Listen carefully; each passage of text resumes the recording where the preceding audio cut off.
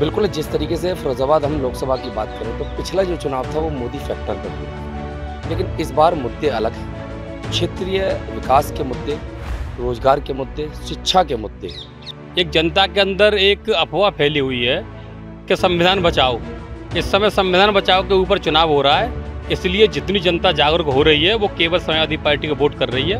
और फिरोजाबाद में बीजेपी की जो भी जीत रही है पहले भी, वो टूंडला फिरोजाबाद विधानसभा की लीड पर रही है। बीजेपी ने मनाने का प्रयास किया, लेकिन यहाँ के जो वैश्य समाज है वो कहते हैं हमारे पास बीजेपी प्रत्याशी आए ही नहीं।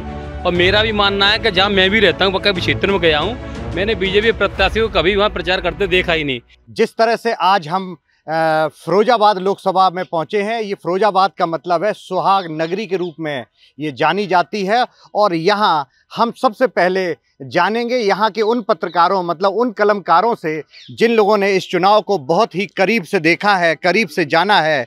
पिछले कई चुनाव जो लोकसभा के हुए वो इन पत्रकारों के सामने से ही होके निकले हैं। और इन लोगों से जानते हैं कि जिस तरह से एबीपी लाइव का डिजिटल प्लेटफॉर्म एग्जिट पोल में सबसे पहले, सारे प्लेटफॉर्म से पहले आपके लिए जो एग्जिट पोल लेके आया है, तो हम वो तस्वीर दिखाएंगे कि आखिर जो चुनाव फिरोजाबाद में हुआ है, जो यहाँ पर जिस तरह से प्रोफेसर राम गोपाल के बेटे यहाँ चुनाव पर खड़े हुए हैं, वहीं भारतीय जनता पार्टी भी इस सीट पर पूरी एड़ी चोटी का जोर लगाए है। पिछला 2019 का चुनाव था, उसमें चचा शिवपाल यादव, मतलब अखिलेश यादव के चचा ने अपनी पार्टी बनाई थी और वो खुद भी चुनाव लड़े थे, लेकिन भारतीय जनता पार्टी ने इस सीट को जीता था। इस बार वोट परसेंटेज कम हुआ है पिछली बार की अपेक्षा। तो हम लोगों से आज अपने साथियों से जानेंगे कि आखिर वोट परसेंटेज और यहाँ के मुद्दे, किन मुद्दों को लेकर वोट पड़े हैं और क्या क्या यहाँ पर माहौल दिखाई पड़ रहा है।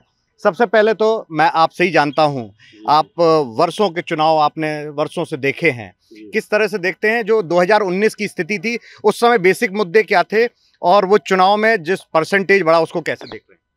2019 का जो चुनाव था वो बिल्कुल हिंदुत्व के ऊपर चुनाव था और बीजेपी ने जो अपने 5 साल के कार्य किए थे उन पर उन्होंने चुनाव लड़ा था।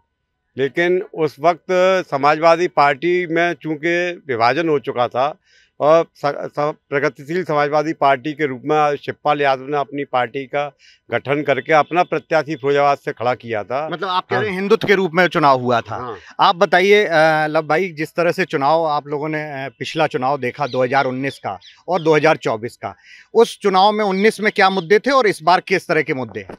मैं आपको बताना चाहूँगा, मुद्दों के ऊपर इस टाइम कोई चुनाव नहीं माना जाएगा, क्योंकि 2019 में जो चाचा ने सपा पार्टी का विघटन कर दिया था, जिसकी वजह से बीजेपी यहाँ जीत गई।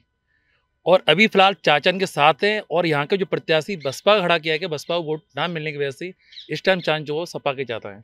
इस बार सपा के ज़्यादा है। आप बताइए, आप भी लगातार क्षेत्र में रहते हैं, किस तरह से जो 19 का चुनाव में मुद्दे क्या थे? इस बार जो चुनाव हुआ था 2019 का चुनाव, 2019 के चुनाव में आज के चुनाव में बहुत फर्क था। 2019 का चुनाव जो था वो हिंदू मुसलमान पे ही था। अच्छा, इस बार का जो चुनाव था वो पब्लिक समझ चुकी थी चुनाव में हमें करना क्या। उनका सीधा सिद्धांत था इस बार जो मतदाता था कि इस बार हमें रोजगार पे लड़ाई लड़नी है। रोजगार पे लड़ाई लड़नी है, मतलब इनका कहना साफ है कि पिछली बार जो चुनाव था हिंदू मुसलमान का चुनाव था।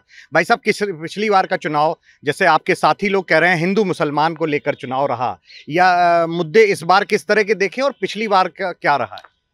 बिल्कुल, जिस तरीके से फ़िरोज़ाबाद हम लोकसभा की बात करें तो पिछला जो चुनाव था वो मोदी फैक्टर पर हुआ था।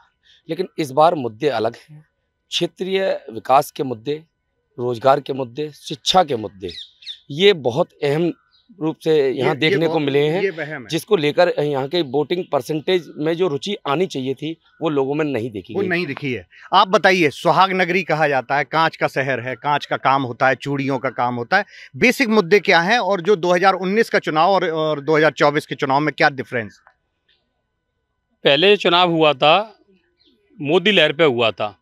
इस समय चुनाव जो हो रहा है, एक जनता के अंदर एक अफवाह फैली हुई है कि संविधान बचाओ। इस समय संविधान बचाओ के ऊपर चुनाव हो रहा है, इसलिए जितनी जनता जागरूक हो रही है वो केवल समाजवादी पार्टी को वोट कर रही है।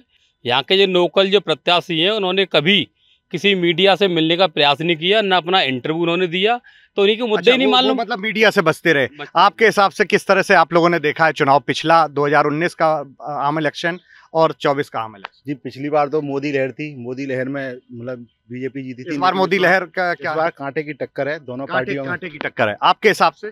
देखिए, मुद्दे तो हमेशा सभी चुनावों में रहते हैं। हम इस चीज़ को इग्नोर नहीं कर सकते कि मुद्दे नहीं हो सकते, क्योंकि मुद्दा की अगर हम बात करें तो मुद्दे शहरी क्षेत्र में और ग्रामीण क्षेत्रों में जहां अभी बहिष्कार हुआ था, जैसे कि हम बता दें 14-15 विधानसभाओं में सॉरी गांव ग्रामीण क्षेत्रों में बहिष्कार हुआ था। उसका सीधा उद्देश्य ये था कि जो बहिष्कार वाले जो लोग थे, बहिष्कार करने वाले जो ग्रामीण क्षेत्र थे, वो कहीं ना कहीं सरकार के उसका प्रभाव देखने को मिल रहा था। क्योंकि अगर असंतुष्ट महसूस हुआ उन लोगों ने जो बहिष्कार करने वाले लोग थे, तो जाकर के कई ग्रामीण ऐसे थे कि उनका कहना, हम लोग खुद भी वहाँ पे मौके पर पहुँचे थे, तो सभी का यही कहना था जो आज के क्षेत्रीय प्रतिनिधि हैं वो आज तक वहाँ का देखने नहीं आए। वहाँ जो सड़कें टूटी पड़ी हुई हैं, उनके क्षेत्रीय लोगों की वो अनदेखी की गई, बिल्कुल अनदेखी हिसाब से अनदेखी की गई। तो इनका कहना है अनदेखी की गई। वहीं दूसरी बात है, जिस तरह से 5 विधानसभाएं हैं यहाँ पर, जसराना है और सिरसागंज है, उसके साथ साथ सिकोहाबाद और फिरोजाबाद के साथ साथ टूंडला, मतलब ये सारा जो 5 विधानसभाएं हैं, जिस तरह से वोट परसेंटेज कम हुआ है इस बार, चतुर्वेदी जी किस तरह से देखते हैं जो वोट परसेंटेज का क्या मतलब क्या दिखाई पड़ रहा है एक जर्नलिस्ट के रूप में? आप लोग इसको कैसे बारीकी देखते हैं? 5 विधानसभाओं के प्रतिशत पर अगर गौर करें तो सबसे कम वोट प्रतिशत फिरोजाबाद में हुआ है, जबकि शहरी क्षेत्र में। शहरी क्षेत्र में, हाँ। जबकि टूंडला और जसराना में सबसे ज़्यादा हुआ है। तो पिछले चुनावों में ये देखा गया है, ये ट्रेंड रहा है कि जो 3 विधानसभाएं, 3 विधायक भी हैं समाजवादी पार्टी के 2022 में जीत के आए हैं। समाजवादी पार्टी शिकोहाबाद, जसराना और सिरसागंज, इन तीनों विधानसभाओं में अपने एमएलए बना चुकी है और इन तीनों विधानसभाओं में परसेंटेज भी अच्छा गया है। और फिरोजाबाद में बीजेपी की जो भी जीत रही है पहले भी, वो टूंडला फिरोजाबाद विधानसभा की लीड पर रही है। अब अगर फिरोजाबाद और टूंडला और फिरोजाबाद जो विधानसभाएं हैं उस पर इस बार क्या हवा थी? उसमें तो बीजेपी की हवा है, लेकिन ये पिछली बार भी बीजेपी की हवा, पिछली बार भी बीजेपी की हवा थी। अब इसमें ये अपना जो इनका अंतर है, जीत का अंतर, जो मतलब जो लीड है, जो कितनी लीड इसमें ले पाते हैं, जो वो 3 विधानसभाओं की लीड को कवर कर लेंगे अगर तो बीजेपी जीतेगी। कौन सी 3 विधानसभाएं फिर? शिकोहाबाद, सिरसागंज और जसराना। अच्छा। इनसे सपा लीड लेती है हमेशा। अच्छा। इन 3 विधानसभाओं। पिछली बार तो शिवपाल यादव भी अलग थे। हाँ। तब उस पर कैसे मतलब ये लीड हुई थी?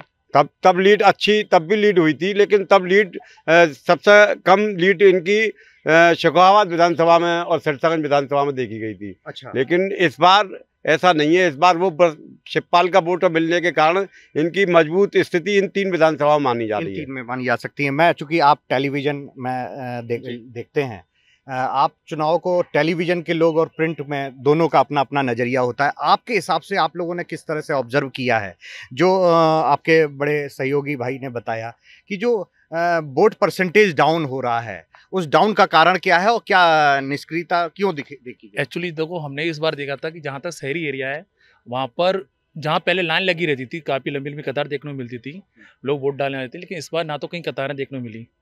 लोग, जहाँ तक बताया जा रहा है कि यह समझा जा रहा है कि लोग डरे सहमे भी हुए थे, जहाँ पर शहरी एरिया में कहीं भी वोटिंग परसेंट नहीं बढ़ पाई। और 3 विधानसभा ऑलरेडी यहाँ पर यादवगढ़ माना जाता है, इसलिए वहाँ पर वोटिंग परसेंट ज़्यादा भी रही हैं।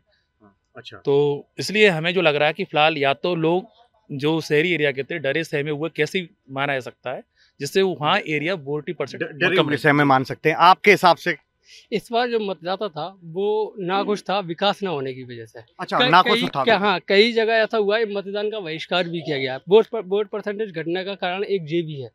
वो मतलब बहिष्कार करना आप मानते हैं? मैं और साथियों के पास भी चलता हूं। आपके साथी बता रहे हैं कि वोट का जो मतदान का बहिष्कार मुद्दा रहा है, जो इस बार लोगों में निष्क्रियता। देखिए, मैं बता दूं कि ऐसा कोई, मैं नहीं मानता हूं इस चीज़ को कि वोट पर जो बहिष्कार था कितने गाँव में था, ज़्यादा से 15 गाँव में, लेकिन उसका कोई असर इस तरह थोड़ी कि पूरे जनपद में पड़ जाएगा। इसका बहुत बड़ा और भी कारण कई रहे हैं, जैसे कि बीजेपी के जो पूर्व में जो कार्यकर्ता थे उनको अनदेखी करना, क्योंकि जो बूथ स्तर का जो कार्यकर्ता था, यहाँ केवल फिरोजाबाद की स्थिति अब ये हो गई है कि जो गिने चुने जो कार्यकर्ता हैं उन्हीं को ज़्यादा तवज्जो दी गई, और इसी का कारण ये रहा कि सबसे बड़ा यहाँ का जो निचले स्तर का कार्यकर्ता उसने मेहनत नहीं की। दूसरी चीज, इंटरनल भी प्रॉब्लम थी इनकी अंदरूनी। जिस तरह से प्रत्याशी चेंज किया बीजेपी ने, अपना ठाकुर विश्वदीप को कर दिया, तो क्या ये भी कारण था? समाजवादी पार्टी में अक्षय यादव पिछली बार भी थे और इस बार भी थे। नहीं, बिल्कुल, ये तो है, फर्क पड़ा है। देखिए, फर्क स्वाभाविक ये है कि मैनपुरी से आप चलिए, मैनपुरी में ठाकुर जयवीर सिंह को वहाँ पे टिकट दिया गया, फिरोजाबाद में ठाकुर विश्वदीप सिंह को जगह टिकट दिया गया, आगरा में 2 सीटें हैं लोकसभा की, वहाँ पे राजकुमार चाहर को टिकट दिया गया, और हेमा मालिनी जो खुद हैं वो जाट से है। तो ये चारों जनपद जो आगरा मंडल के जो विशेष माने जाते हैं, इनमें चारों जगह ठाकुर तो रहे ही रहे। इसके लिए भी कुछ न कुछ यहाँ का जो वैश्य समाज था, क्योंकि वैश्य समाज को यहाँ पे अनदेखा किया गया, ब्राह्मण समाज को अनदेखा किया गया। बड़ी बात कह रहे हैं कि वैश्य समाज को अनदेखा किया गया। किस तरह से देखते हैं शहरी क्षेत्र में, क्या वैश्य समाज की अनदेखी या और जातियों की अनदेखी के कारण ये वोट परसेंटेज कम हुआ? नहीं, शुरुआत में नाराजगी थी, लेकिन बाद में पार्टियों, बीजेपी के प्रत्याशी ने उनको मनाया, कई सभाएं में हुई, बीजेपी ने मनाया। आपके हिसाब से? बीजेपी ने मनाने का प्रयास किया, लेकिन यहाँ के जो वैश्य समाज है वो कहते हैं हमारे पास बीजेपी प्रत्याशी आए ही नहीं। और मेरा भी मानना है कि जहाँ मैं भी रहता हूँ, कभी क्षेत्र में गया हूँ, मैंने बीजेपी प्रत्याशी को कभी वहाँ प्रचार करते देखा ही नहीं। कुछ मठाधीश उनके साथ जो रहते थे, केवल उन्हीं के कहने पे दर जाते रहे। आपके हिसाब से? मेरे हिसाब से अपना मानना यह है कि कहीं ना कहीं अंतर कलह इस चुनाव में जरूर बीजेपी की देखने को मिली है, कि जो आंतरिक रूप से जो मतभेद रहे हैं। अच्छा, वो अंतर कलह एक वजह मानते हैं। एक और सवाल हम अपने साथियों से कर लेते हैं। हमें जरा विधानसभा वाइज बता दीजिए, जैसे जसराना की बात करें तो जसराना में इस बार क्या स्थिति रही, किस तरह का ट्रेंड रहा पिछली बार की अपेक्षा? परसेंटेज फिलहाल जसराना में पिछली बार की अपेक्षा कम रहा, लेकिन फिर भी जसराना बेहतर पोजीशन में है। वहाँ के मतदाताओं में उत्साह देखा गया। आपके हिसाब से जसराना में उत्साह देखा गया। अब हम आपके पास सिकोबाद के बारे में पूछते हैं, सिकोबाद में किस तरह से देखा गया? एक्चुअली सिकोबाद यादवगढ़ माना जाता है, तो यादवों को वोटिंग परसेंट तो ऑलरेडी पहले ज़्यादा रही थी, पहले भी आई 2019 में, अभी भी उतनी है। वही अभी भी उतनी है। सिरसागंज की स्थिति को लेकर आप किस तरह से देखते हैं? सिरसागंज में अगर देखा तो लगता था बीजेपी को कि आज वहाँ पे हरिओम यादव में वो कुछ करेंगे, मगर ऐसा कुछ भी नहीं हुआ, क्योंकि पिछले वो विधानसभा ही नहीं बचा पाई थी। अच्छा। तो इस बार भी सपा का ही इस बार ऐसा ही है। मैं और लोगों से भी जान लेता हूँ, शुकाबाद को लेकर आपको किस तरह से देख रहे हैं, जो परसेंटेज जो रहा है इस बार? शुकाबाद में समाजवादी पार्टी का हमेशा से गढ़ बना रहा है।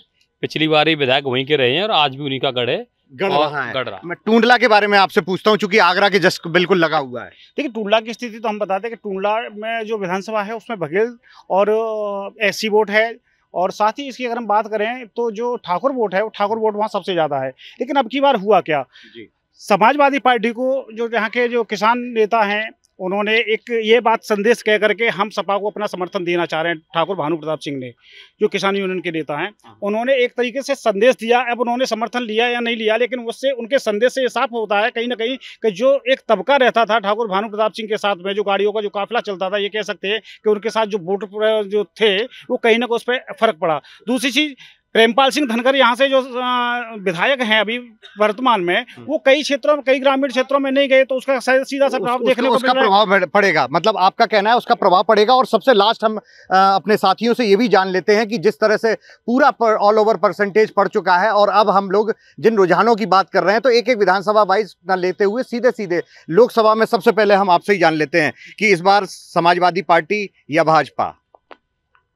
मुझे लगता है कि समाजवादी पार्टी का पलड़ा भारी है, लेकिन बहुत टफ फाइट है, कुछ कहा नहीं जा सकता। अच्छा, कुछ कहा नहीं जा सकता। आपके हिसाब से किस तरह? मेरी तरफ से सपा पार्टी आगे है, समाजवादी पार्टी आपकी तरफ से आगे। आप किस तरह से देख रहे हैं? इस बार अक्षय यादव जीत रहा है, शिवपाल नहीं है, क्लियर है, अक्षय यादव समाजवादी पार्टी जीत रही है। अच्छा, पिछली मतलब अब चाचा का साथ मिला हुआ है। हाँ, चाचा का साथ मिला। ये बड़ी बात कह रहे हैं कि चाचा का साथ है। आपके हिसाब से पांचों विधानसभा मिलाकर जो पूरी लोकसभा फिरोजाबाद में, इस बार किसका पड़ला भारी?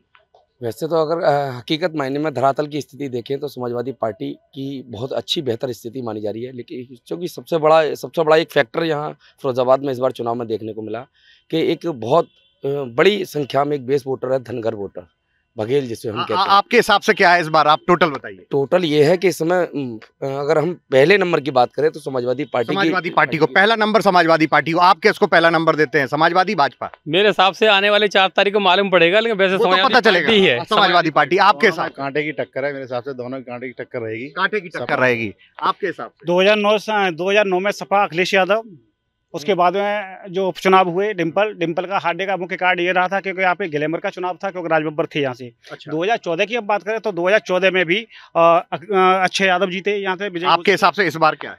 मैं वही उसी बात पे तो आ रहा हूँ। देखिए कुछ चीज़ों को डायरेक्ट मैं लेकिन उसको बोलना चाह रहा हूँ कि 2014 में अक्षय यादव हुए और 2019 में अक्षय यादव का हारने का कारण ये रहा कि पारिवारिक कलह, और पारिवारिक कलह में 95,000 जो वोट थे वो शिवपाल लेकर के आए थे और 28,000 वोटों से लगभग उनकी जीत हुई थी चंद्रसेन यादव की। तो स्वाभाविक बात है जो 1 लाख का हमेशा से डिफरेंस चला आ रहा है, तो अब तो परिवार भी संगठित है और लोगों में चाचा का साथ का काम कर गया। बिल्कुल साथ का। तो ये आपने देखा, ये जो फिरोजाबाद है, फिरोजाबाद जिस तरह से देखा जाता है उसको ये हमारे साथी लगातार पल पल पर हर चीज एक एक बारीकी से इन लोगों ने जो रिपोर्टिंग की है, और इन लोगों का अभी तक जो रुझान समझ में आता है, जिस तरह से समाजवादी पार्टी पूरी एकजुट होकर चुनाव लड़ी है, मतलब चचा शिवपाल यादव भी साथ आने से यहाँ पर समाजवादी पार्टी आगे दिखाई पड़ रही है। वहीं कुछ हमारे साथियों का कहना है कि कांटे की टक्कर है। अब जनता जनार्दन ने अपना फैसला तो ईवीएम में कैद कर दिया है और 4 को बस आने जा रहा है वो फैसला जो जनता जनार्दन देगी।